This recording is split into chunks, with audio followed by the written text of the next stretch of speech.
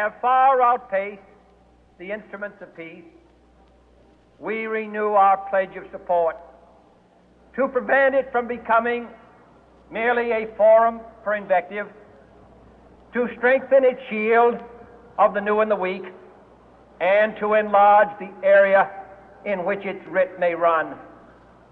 Finally, to those nations who would make themselves our adversary, we offer not a pledge, but a request that both sides begin anew the quest for peace.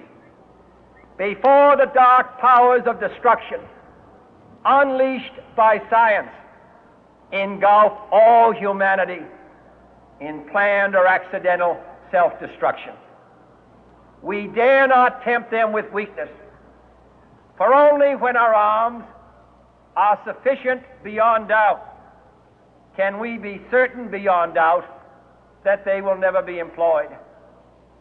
But neither can two great and powerful groups of nations take comfort from our present course, both sides overburdened by the cost of modern weapons, both rightly alarmed by the steady spread of the deadly atom, yet both racing to alter that uncertain balance of terror that stays the hand of mankind's final war.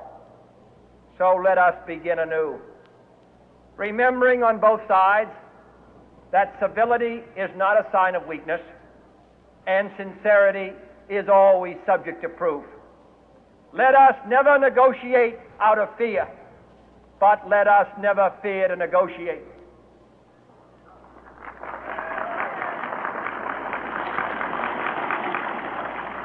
Let both sides explore what problems unite us, instead of belaboring those problems which divide us.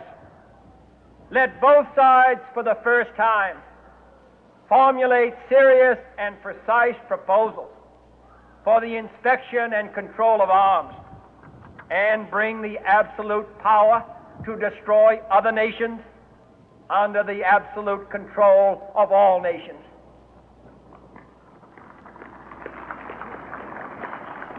Let both sides seek to invoke the wonders of science instead of its terrors. Together, let us explore the stars, conquer the deserts, eradicate disease, tap the ocean depths, and encourage the arts and commerce.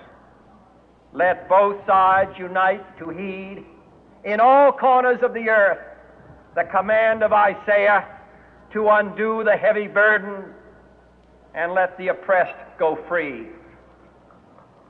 And if a beachhead of cooperation may push back the jungle of suspicion, let both sides join in creating a new endeavor, not a new balance of power, but a new world of law, where the strong are just and the weak secure and the peace preserved.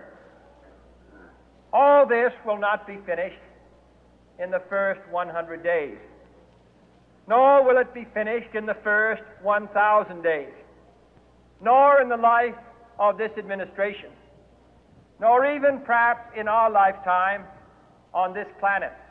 But let us begin.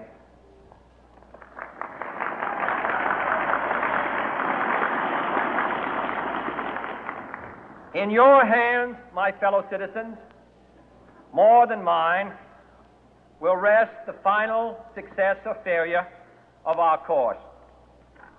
Since this country was founded, each generation of Americans has been summoned to give testimony to its national loyalty.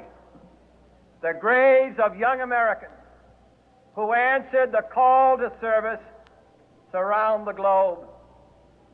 Now the trumpet summons us again, not as a call to bear arms, though arms we need, not as a call to battle, though in battle we are, but a call to bear the burden of a long twilight struggle, year in and year out, rejoicing in hope patient in tribulation, a struggle against the common enemies of man, tyranny, poverty, disease, and war itself. Can we forge against these enemies a grand and global alliance, north and south, east and west, that can assure a more fruitful life for all mankind? Will you join in that historic effort?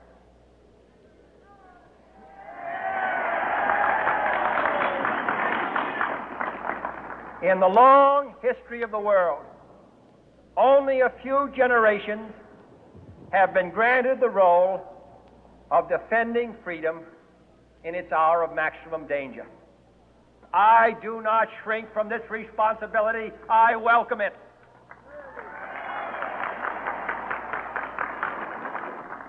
I do not believe that any of us would exchange places with any other people or any other generation. The energy, the faith, the devotion which we bring to this endeavor will light our country and all who serve it. And the glow from that fire can truly light the world. And so, my fellow Americans, ask not what your country can do for you. Ask what you can do for your country.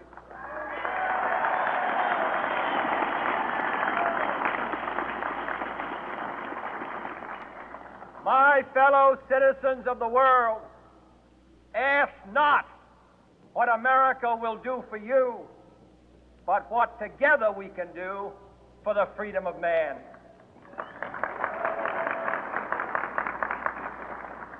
Finally, whether you are citizens of America or citizens of the world, ask of us here the same high standards of strength and sacrifice which we ask of you.